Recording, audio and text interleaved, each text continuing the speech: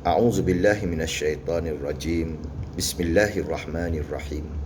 Alhamdulillahi rabbil alamin wassalatu wassalam ala asyrafil anbiya'i wal mursalin wa ala alihi wa sahbihi ajma'in.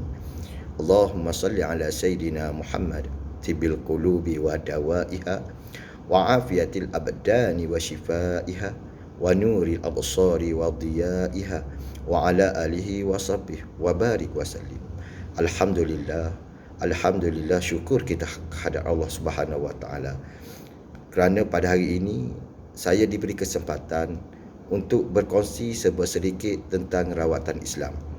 Pada hari ini insya-Allah saya akan berkongsi tentang tanda-tanda yang dihadapi oleh pesakit yang terkena gangguan jin sewaktu sedar. Kebiasaan tanda-tanda gangguan yang dapat kita lihat pada pesakit yang terkena gangguan jin ada dua.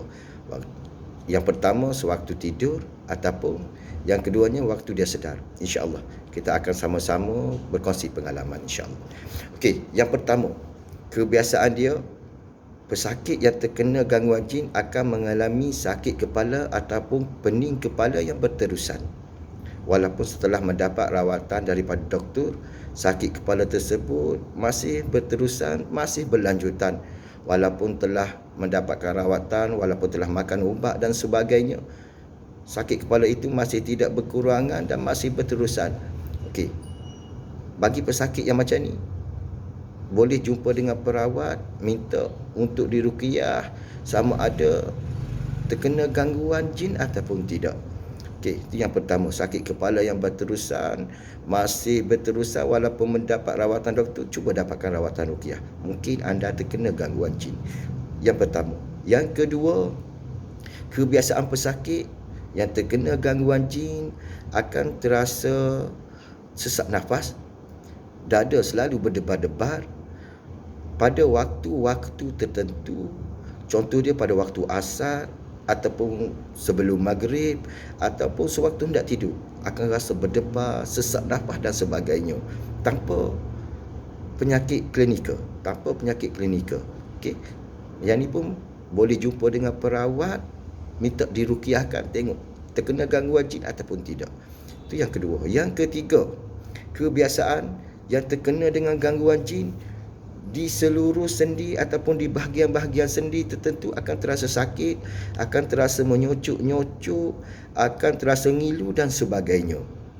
Okey, terutama dia dirasa di pinggang, di bahu, di leher, di sendi-sendi tersebut. Okey, yang ni boleh dapatkan rawatan, cuba minta diruqyah oleh perawat. Insya-Allah akan ada kesembuhan.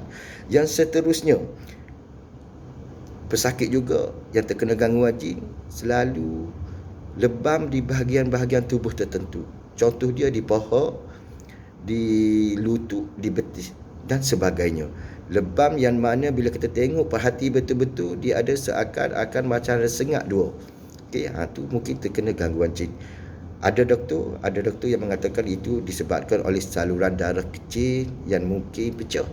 Okey, tak apa. Doktor punya cerita, tak apa, kita layan juga. Okey, yang kita punya ruqyah, kita cuba ruqyah juga insya-Allah. Okey, seterusnya, pesakit kebiasaan dia dapat melihat makhluk halus, dapat melihat jin dan sebagainya, dapat melihat makhluk aneh, makhluk asing dan sebagainya. Ni mungkin anda terkena gangguan jin. Okey, ada sebahagian juga mengatakan terbuka hijabnya. Tapi tak apa, kita cuba rawat. Terbuka hijab sebab amalan-amalan tertentu, kita cuba rawat. Mungkin anda juga telah didampingi oleh jin juga. Mungkin disebabkan dengan amalan anda yang mungkin menyalahi syariat dan sebagainya. Okey, yang seterusnya, kebiasaan dia yang terkena gangguan jin akan terasa perasaan yang sangat malas, terutamanya untuk pergi kerja. Untuk pergi kerja akan rasa sangat malas, lesu, letih dan sebagainya. Pada malam hari bersemangat untuk pergi kerja, tapi bila sampai pagi waktu untuk pergi kerja terasa malas, ponteng kerja dan sebagainya. Mungkin anda terkena dengan gangguan jin. Yang seterusnya, fikiran anda selalu stres. Fikiran anda selalu preh. Budak-budak sekarang sebut preh. Bakpo preh, skala bereh. Tu Yang tu bab press kalau beres tu boleh juga rujuk kepada pakar-pakar rawatan Islam. Kita boleh tolong ruqyah. Mana tahu anda juga terkena dengan gangguan jin. Yang seterusnya, ini untuk suami isteri. Untuk suami isteri yang selalu bergaduh, benda-benda yang kecil, benda-benda yang remeh-temeh pun selalu bergaduh sampai besar, sampai hendak bercerai-berai dan sebagainya. Mungkin anda juga terkena dengan gangguan jin. Seterusnya, ini tentang penyakit yang mana tidak dapat dirawat ataupun tidak dapat dikesan oleh doktor. Ada sebahagian pesakit yang datang yang terkena dia panggil busung dan sebagainya, doktor tak dapat kesan. Punca penyakit tersebut, insya-Allah kita cuba dapatkan rawatan Islam. Insya-Allah kita ada cara penyelesaian kita. Insya-Allah kita cuba berusaha.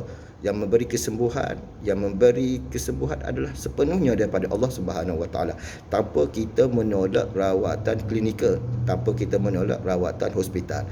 Yang seterusnya, ini yang selalu juga dialami, pesakit akan mengadu beliau malas untuk beribadat, sangat berat untuk beribadat dan sebagainya. Contohnya untuk solat 5 waktu, untuk berpuasa sangat liat, sangat malas, sangat rasa berat.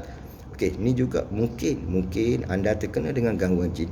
Dan yang lebih berat lagi, ada yang datang berubat merasa keraguan ataupun merasa was-was tentang keesaan Allah Subhanahu Wa Taala.